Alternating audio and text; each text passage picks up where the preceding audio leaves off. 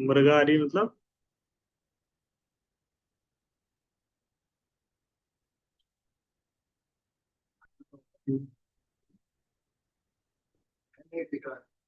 जो है नहीं दिख रहा है वो है मिराज। इसको बोलते हैं मृग तृष्णा। मृग तृष्णा या मिराज। जो है नहीं दिख रहा उसको क्या बोलते हैं? मृग तृष्णा बोलते हैं। इंग्लिश में बोलते हैं मिराज। मृग मतलब होता है हिरण। तृष्णा मतलब हैंकरिंग। तो रेगिस्तान में गर्मी के समय में लगता है आगे में पानी है, तो हिरण हैंकरिंग में रहता है। तृष्णा रहती है उसकी, पानी मिलेगा आगे चल के, मिलेगा मिलेगा मिलेगा, तो नहीं मिल पाता है, तो उसको बोलते हैं मृग तृष्णा। या मृग तृष्णा या मरीचिका। मरीचिका भी बोलते हैं। दूसरा नाम क्या है? मरीचिका। मरीचिका शब्द आया है मारीच शब्द से। मारीच का नाम सुना है? कौन है? रामायण में आता है मारीच। क्या बन के आया था वो? हिरण बन के आया था, लेकिन था क्या? राक्षस। दिख रहा हिरण है लेकिन है राक्षस। इसी तरह वही शब्द जो मरीचि का शब्द है, मृग तृष्णा मतलब लगता है हिरण है। इसी तरह एक शब्द है मृगारी। मृगारी मतलब मृग। मृग मतलब होता है हिरण, या पशु भी, किसी भी पशु के लिए भी मृग शब्द होता है। अरि मतलब होता है शत्रु। अरि मतलब शत्रु। तो मृगारी मतलब एक शिकारी का नाम है मृगारी। इसका नाम है एक शिकारी जिसका नाम है मृगारी। तो ये मृगारी की स्टोरी आती है चैतन्य चरितामृत में। तो फिर कुछ पढ़ेंगे स्टोरी और कुछ लेसन चर्चा करेंगे। मृगारी एक शिकारी है। तो थोड़ा बांग्ला भी आता है, कुछ बांग्ला में पढ़ूंगा, उसका हिंदी में फिर अनुवाद बताऊंगा। एक दिन श्री नारद देखी नारायण,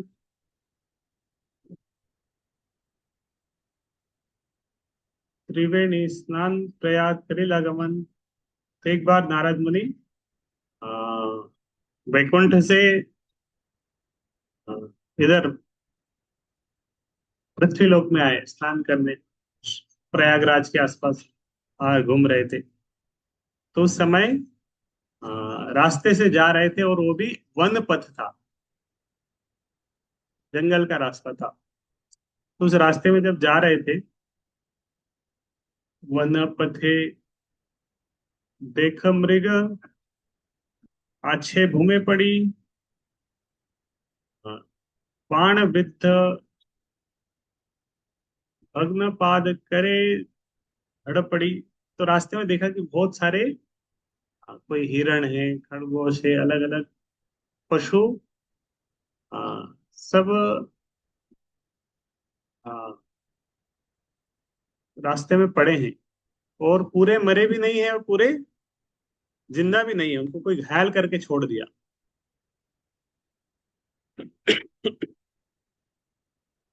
तो थोड़ी देर रास्ते में चल रहे थे तो पता चला एक हिरण, और थोड़ा आगे गए तो एक शुकर मिला, खरगोश मिला, अलग अलग इस तरह जीव जंतु। और ताइछे विद्य भग्न पाद करे धड़पड़। और सब विद्य थे, मतलब सबको धनुष बाण मारा गया या कुछ घायल किया गया था। और सब क्या कर रहे थे? तड़प रहे थे। तो नारद मुनि आश्चर्य में थे, इतने सब ये तड़प रहे हैं।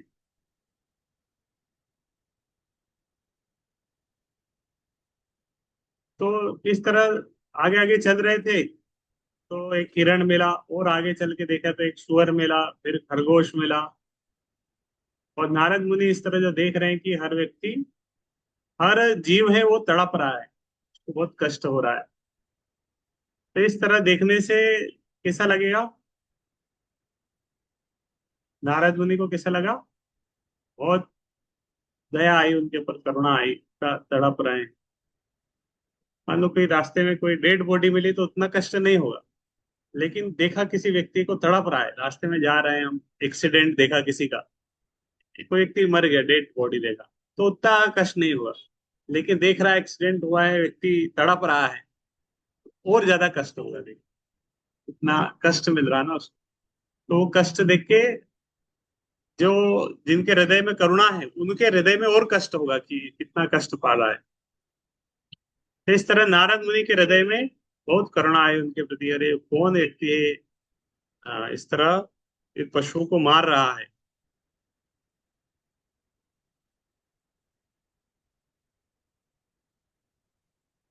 तो इस तरह आगे चलते गए, फिर देखा नारद मुनि और आगे गए, देखा कि मृग मारी बारे आछे बाण बुड़े, एक शिकारी दिखा उनको, जिसके हाथ में धनुष बाण था, और एक पेड़ के नीचे वो पीछे वो छिपा हुआ था वार करने के लिए। जब अपॉर्चुनिटी मिलेगी एक को, दूसरे पशु को मारेगा। तो नारद मुनि समझ गए, इतनी देर से वो समझ नहीं पा रहे थे हो क्या रहा है, हो क्या रहा है, ये सब तड़प क्यों रहे हैं। अब उनके समझ में पूरी बात आ गई कि क्या प्रॉब्लम, समस्या क्या है, कैसे ये सब इस तरह हुए हैं। तो ये शिकारी था,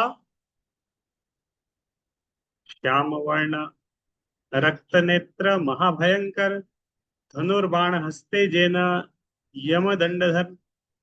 काले कलर का एकदम, पूरा काला कलर का शिकारी था। लाल लाल उसकी आंखें थे, दिखने में भयंकर था। हाथ में धनुष बाण था।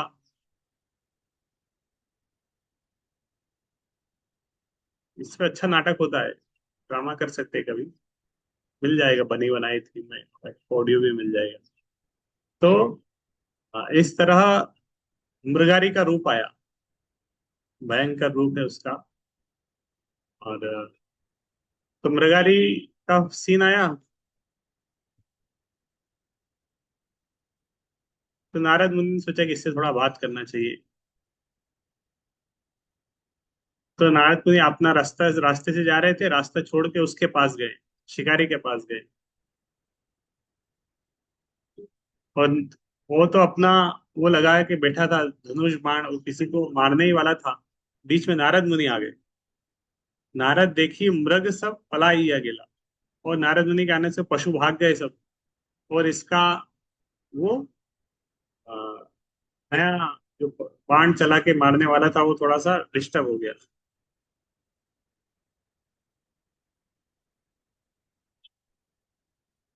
क्या हो गया?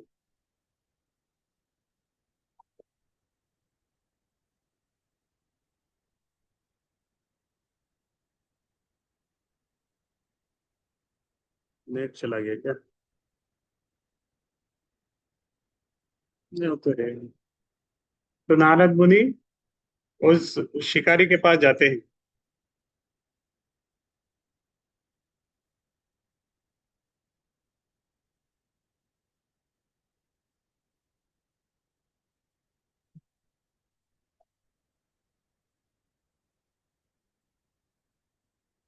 नारद मुनि शिकारी के पास जाते हैं और उसको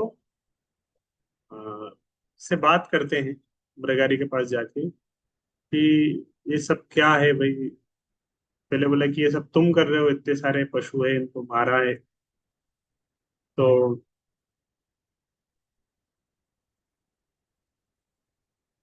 नारद मुनि, मृगारी बोलता है हाँ। पहले तो मृगारी गुस्सा हो जाता है, अरे बोले तुमने मेरे इसमें रास्ते में क्यों आ गए तुम, डिस्टर्ब कर दिया हमारा। शिकार भाग गया तुम्हारे कारण, तुम्हारे आने से क्रुद्ध होइया व्याघ्र तारे गाली देते छाए। एकदम से क्रोध आ गया उसको।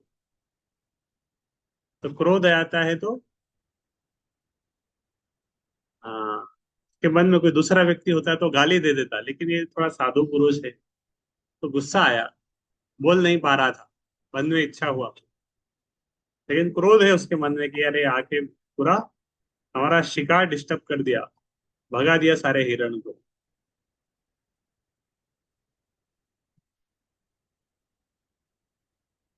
तो ये मृगारी नारद मुनि से बोलने लगा, गोसाई गोसाई प्रयाण पथ छाड़ी केने आईला, तुम्हा देखी मोर लक्ष्य मृग पलायला। बोले तुम अपना रास्ता छोड़ के मेरे बीच में आ गए, तुम्हारे कारण सारे हिरण हैं वो भाग गए, नहीं तो अभी और कुछ हिरण में पकड़ पाता।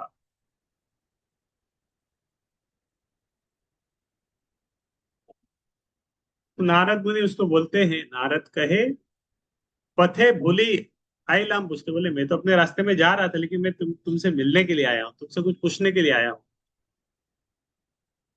बोले मेरे मन में एक संशय होय, कहाँ खंडाय। बोले मेरे मन में एक संशय है, तुम उसका समाधान कर दो। तो नारद मुनि मृगारी के पास आके बोले मेरे एक मन में एक संशय है, तुम इसका समाधान कर दो। बोले मैं रास्ते से आ रहा था, पथे जे शुकर मृग जानी तोमार है, व्याघ्र कहे जेई कहा सही तो निश्चय। तो बोले रास्ते में मैं आ रहा था, बहुत सारे आधे मरे जीव मैंने देखे, तो वो सब तुम्हारे हैं? ऐसा पूछा उससे। तो इस मृगारी ने बोला कि हाँ हाँ मेरे हैं। तो नारद मुनि के मन में संशय क्या था? बोले तुम्हें मारना है तो मार दो अच्छे से, आधे मारे क्यों छोड़ देते हो?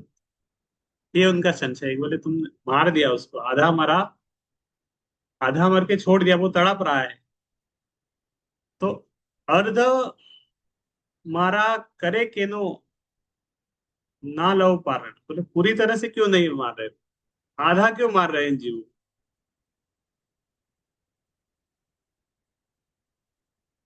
व्याघ्र कहे सुन गोसाई, डगारी मोर नाम, पितार सिखाते आमी करी आई छे काम। बोले मेरा नाम मृगारी है नारद मुनि, और मेरे पिताजी ने मुझे ये सब सिखाया है। मेरे पिताजी भी ऐसा ही करते थे, और मेरे पिताजी ने मुझे इस तरह शिकार करना, जीवों को मारना, ये सब सिखाया है। और फिर बोले मेरे मैं लोग इन जीवों को आधा मरा छोड़ देता हूँ, जिससे वो तड़पते रहते हैं। फिर ये मृगारी बोलता है, अधमर जीव यदि तड़फड़ करे, धड़फड़ करे, तबे तो आनंद मोर बड़े अंतरे। बोले मैं इस तरह जब देखता हूँ ना, जीव है तड़प रहा है बहुत कष्ट के मारे, तो मुझे देख के बहुत आनंद आता है, अच्छा लगता है, हाँ हाँ, कितना मजा आ रहा है, इसको तड़पते देख के मुझे आनंद आता है। तो इसलिए मैं इनको तड़पा तड़पा के मारता हूँ, मुझे वो देखने में आनंद आता है। ये कौन है? मृगारी। नारद कहे एक वस्तु मांगी तोमार स्थाने, व्याघ्र कहे मृगारी लह जई तोमार माने। तो नारद मुनि उससे बोले, मैं तुमसे एक क्या मैं तुमसे कुछ मांग सकता हूँ? बोले मैं तो साधु है, लोगों से मांगता रहता हूँ, तुमसे कुछ मांग लो। तो तो शिकारी बोला ठीक है, तुम्हें जो चाहिए ले लो। बोले हिरण चाहिए ले लो, जो भी जो भी पशु चाहिए, जिस जो चाहिए तुम्हारे लिए, सब तुम्हारे लिए। किसकी खाल चाहिए, सबकी खाल भी मैं दे दूंगा। हिरण की खाल चाहिए तुम्हें, उसकी खाल चाहिए। और बोले मृग छाल चाह यदि आई छे मोर घरे, जेई चाह ताह दिबा मृग व्याघ्र व्याघ्रम। तो बोले मेरे घर पे आप आएंगे तो मैं आपको हिरण का स्किन दे दूंगा, बोले चीते का, शेर का, ये सब स्किन भी दे दूंगा, सब है मेरे पास। क्या आप बोलिए, बोले आपको क्या चाहिए, सब मैं देने के लिए तैयार हूं। तो नारद मुनि उससे बोले, नारद कहे यहाँ आमी किछु नहीं चाहे। बोले नारद मुनि बोले कि ये सब मुझे नहीं चाहिए, हार एक दान आमी मांगी तो मार ठाई। बोले मैं तुमसे कुछ दूसरा ही कुछ मांगने मांगने चाह रहा हूँ। काली है ते तुम्हें यही मृगाड़ी मारी बा, प्रथम यही मारी रा अर्ध मारा ना करे। बोले तुम इस तरह जीवों को मारते हो ना, आधा मत मारा करो, मारना है तो पूरा ही मार दो, आधा मत मारो, इससे उसको जीव को कष्ट होता है।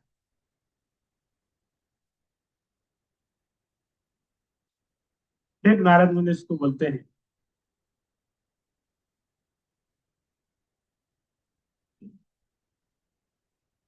नारायण व्याघ्र के मन में इच्छा हुआ है, बोले ऐसा क्यों है, क्यों आधा नहीं मारूं, क्या कारण है ऐसा, ऐसा क्या मांग रहे, ऐसा क्यों मांग रहे, इससे तो आपको तो कुछ फायदा नहीं, आप तो ऐसा मांग के चले जाओगे, मैं बोल दूंगा, लेकिन आपको तो कुछ मिला ही नहीं, ऐसा करने से क्या होगा। व्याघ्र ये इसने आ, इस शिकारी ने प्रश्न पूछा, बोले गलत क्या है उसमें। अर्ध मारी मारी ले कीबा होए, कहाँ कहाँ, बोले आधा मारने से क्या होगा, उससे क्या कष्ट होगा, क्या गलत है इसमें, मुझे थोड़ा बताइए गलत क्या है इसमें बताइए। तो नारद मुनि उसको बोलते हैं, अर्ध मारिले जीव पाए व्यथा, तुम इस तरह आधा मारते हो जिससे जीवों को क्या व्यथा कष्ट मिलता है। जीवे दुख दीते ही तुम्हार होइबे ऐसी अवस्था।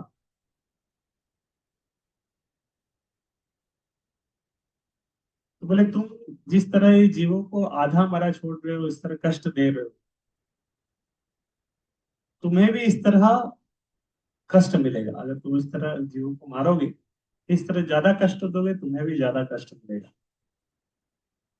इस तरह नारद ने उसको थोड़ा सा कर्म के नियम के बारे में बताया।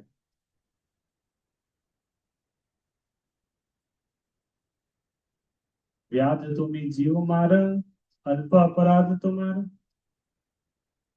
समर्थ ना दिया मारे, हे पाप अपार। तो बोले देखो शिकारी, तुम्हारा काम है मारना, और ये तो बहुत बड़ा अपराध है जीवों को मारना, लेकिन तुम जानबूझ के जबरदस्ती उनको ज्यादा कष्ट दे रहे हो, इसके कारण तुम्हें बहुत बड़ा पाप मिलेगा। ऐसा नारद ने इसको बताया। ये तो शिकारी है, इसको तो पाप आप पता ही नहीं क्या होता है, क्या कर्म कर लिया।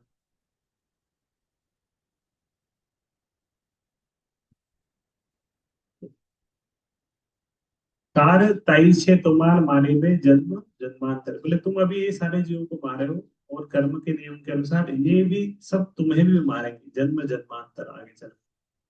इस तरह कर्म का नियम है, to every action there is equal and opposite reaction.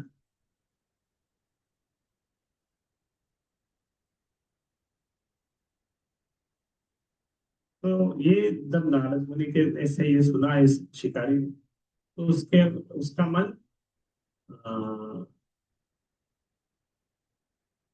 समझ में लगा कि नहीं नहीं मैं गलत कर रहा हूँ, पाप कर रहा हूँ।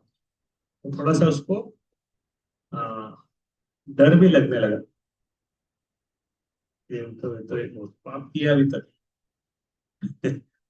क्या होगा मेरा।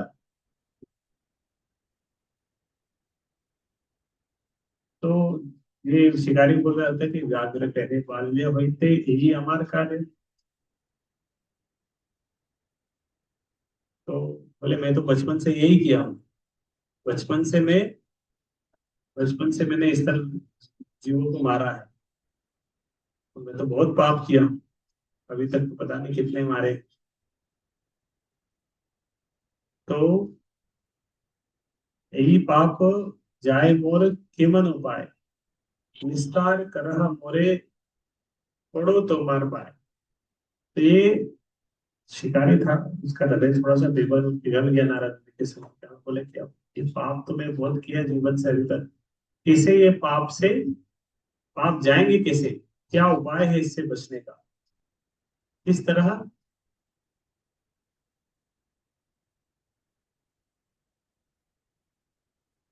तो इसके बीच में तो ये शिकारी क्या एक्सपेक्ट कर रहा था, इस तरह लगाता है कि वो पहले बोल रहा था कि पाप आप होता नहीं है, बोला कि मैं तो अपने लिए नहीं कर रहा हूँ, मैं तो अपने अ, परिवार वालों के लिए कर रहा हूँ, वो सब भी इसके भागी बनेंगे। तो नारद मुनि बोले पूछ लो घर वालों से, अगर वो तो तुम्हारा पाप लेंगे क्या।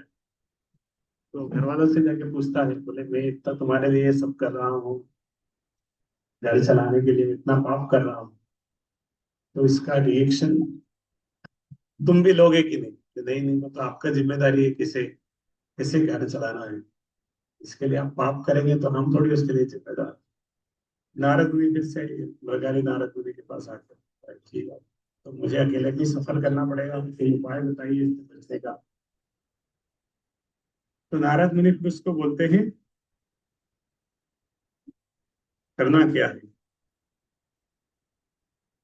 बोले ठीक है, मैं तुम्हें उपदेश देता हूँ, उसे ऐसा करो जिससे कि तुम सारे पापों से मुक्त हो जाओगे।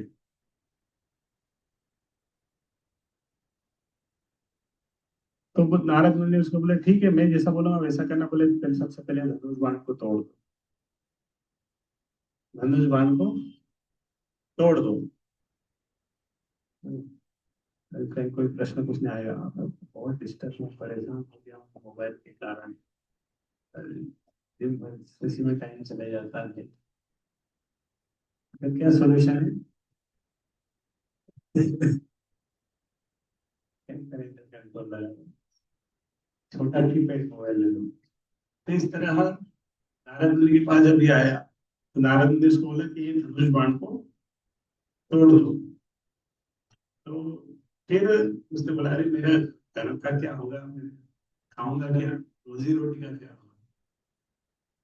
नारद मुनि इसको बोले, बोले मैं तुम्हारे लिए खाना लेके आऊँ, तुम्हारा वो मेरी जिम्मेदारी है तुम्हें खाना पहुंचा। तो नारद कहे आमी अन्न दीपा प्रतिदिन, बोले मैं तुम्हारे लिए रोज खाना लेके आऊंगा, मैं तुम्हें खाना अन्न दूंगा, तुम ये सब छोड़ दो। तो मान गया उस, बोले बढ़िया है, धर्म को दे रोज जाके दे रहे हैं तुम, कितना अच्छा है। दौड़ दिया उसने। और हाँ, नारद मुनि को उसको उपदेश दिए, बोले करना क्या है।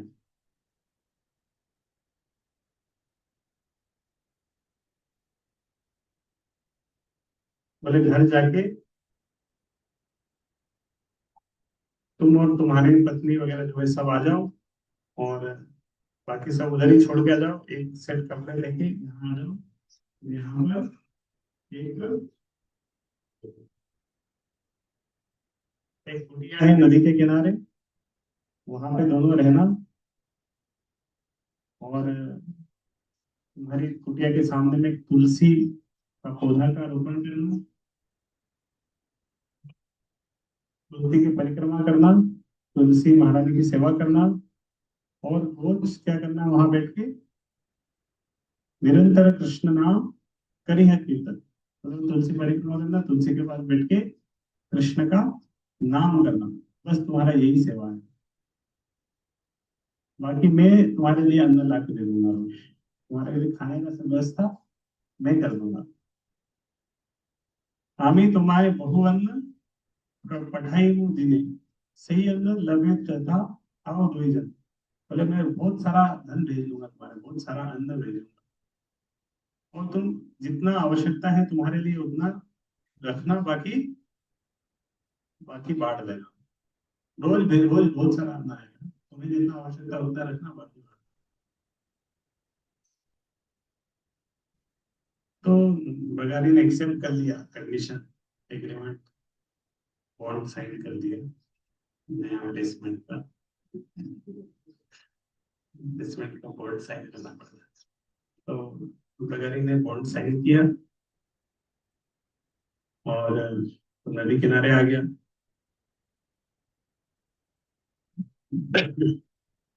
और नारद मुनि ने उस समय देखा जितने भी अधमरे पशु थे सबको नारद मुनि ने फिर से जीवित कर दिया। और उनकी पीड़ा भी चली गई। तो इसका और आश्चर्य हो गया कि हाँ मतलब ये बहुत पावरफुल व्यक्ति है, कर सकते हैं, तो आधे मरे को जिंदा कर सकते हैं, उसका कष्ट दूर कर सकते हैं, मेरी रोजी रोटी भी कर देंगे। तो ऐसे ही किया, वो भी घर जाके, घर छोड़ के इधर कुटिया में आके रहने लगा और रोज जप करने लगा।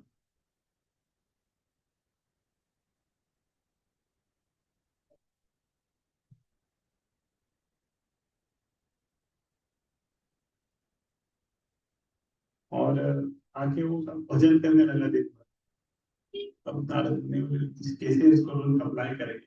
नारद ने आपकी गाँव में गए और सबको बोलने लगे, वो शिकारी था ना, वो वैष्णव बन गया है। ते ग्रामे धनी महिला व्याध वैष्णव महिला, ग्रामीण लोग सब अन्न आदित्य लगी था। बोले वो शिकारी था, वो सब छोड़ दिया, ये भजन कर रहा है, वैष्णव बन गया है। तो गांव के लोग उससे मिलने आ रहे हैं, देखने तो आए, कहाँ किधर रहता है, क्या करता है। तो लोग देख रहे हैं, आश्चर्य में नहीं, तो बहुत बड़ा आश्चर्य, कोई व्यक्ति सब छोड़ गया, इसे जब कर रहा है। गांव के लोग आते तो खाली हाथ नहीं आते, कुछ लेके आते थे अन्न वन्न। तो ये कुछ अन्न लेके आते थे, तो वो अन्न से बहुत कुछ बना के उसको भी बांट देता था, उधर भंडारा शुरू कर दिया। क्या करे, इतना सारा अन्न आ रहा है, उनको कंडीशन दिया था कि जितना जरूरत है उतना रखना, बाकी बांट दे। तो उधर तो आ रहा है, इसको खाना नहीं मिल रहा था।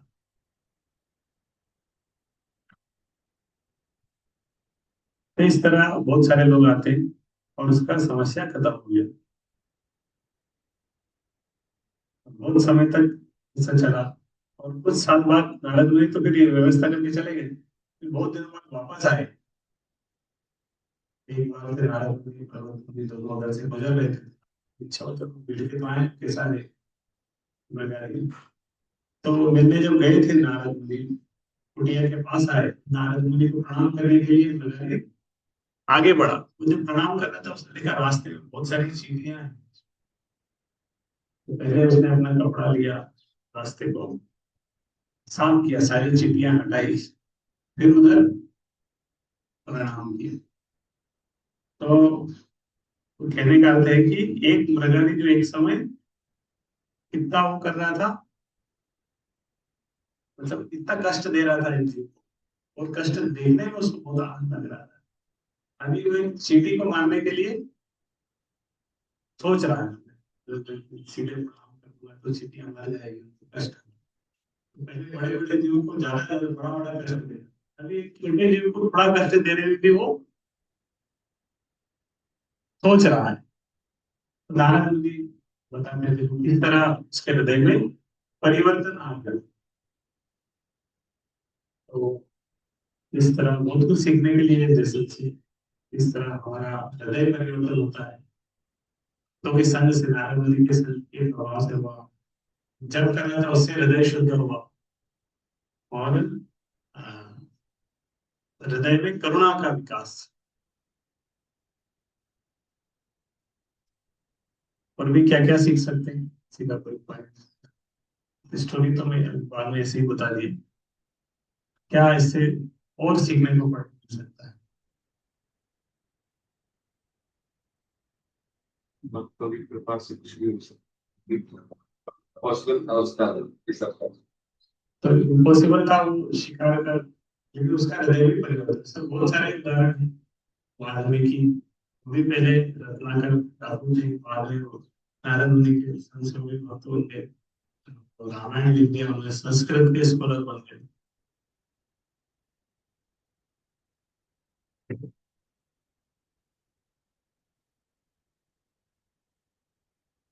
जैसे नारायण मुनि बता के चले गए तो फिर वो अकेले रह रहे थे, विद्या भी रहना जरूरी है अगर आगे चले जाए। इंस्ट्रक्शन देके चले गए, उन्होंने रोज फॉलो किया, जब किया।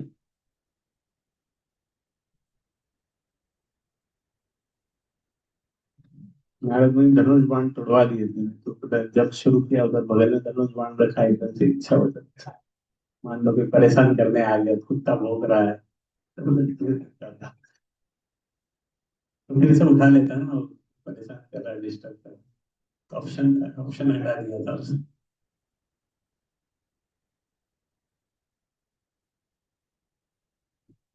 ठीक है। इस तरह स्टोरी आता है। एक बार एक राजा, एक साधु थे, तपस्या कर रहे थे जंगल में। इंद्र ने सोचा कि इनका डिस्टर्ब करना चाहिए तपस्या। तो इंद्र एक राजा का ड्रेस बना के उधर गए उनकी कुटिया में। बोले हम ऐसे कुछ जा रहे थे, हमारे पास कुछ सामान है, हम सोचा आप यहाँ पे रख देते कुछ समय के लिए। तो ऋषि ने बोले ठीक है, रख दीजिए कोई बात नहीं। तो उसने उसका मुकुट वगैरह और ड्रेसेस वगैरह, कवच वगैरह, उसमें तलवार वगैरह, अस्त्र शस्त्र सब वहां पे रख दिए। बोले हम ले जाएंगे कुछ दिन बाद, तो हमारा लगेज अभी ज्यादा है, थोड़ा यहाँ रख दिया, बाकी कुछ समय बाद ले जाएंगे। तो ये साधु तपस्या कर रहा था और वो देखता रहता था उधर। सामने में तो रखे ये सब, तलवार रखी है, मुकुट रखा है। कभी कभी थोड़ा सा ब्रेक लेते हैं ना, थोड़ा सा स्ट्रेच स्ट्रेच कर लेते हैं। तो उधर घूमने गया, इच्छा हुआ, तलवार को देखा, उठाया, मैं भारी पता तो चले, अगर किसी उठाता होगा। मुकुट को देखा, उस लगा, चेक किया, फिट होता है कि हमारे इसमें, कवच को चेक किया। फिर वो अपना जब करने लगे। दूसरे दिन फिर से, तीसरे दिन थोड़ा सा ज्यादा टाइम दिया। मतलब एक वो हो गया कि बोले ना कि जब थोड़ा सा मूड फ्रेश करना हो, थोड़ा सा तलवार लेके किसे राजा लड़ता किसे होगा।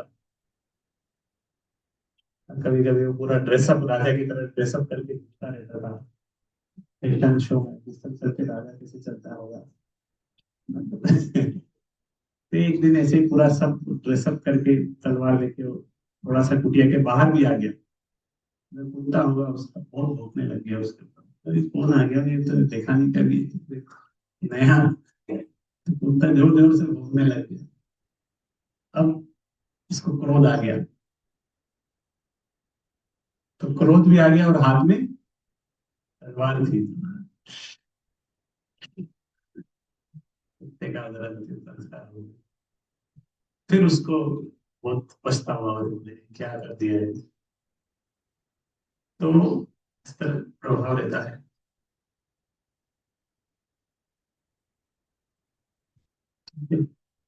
हरे कृष्ण।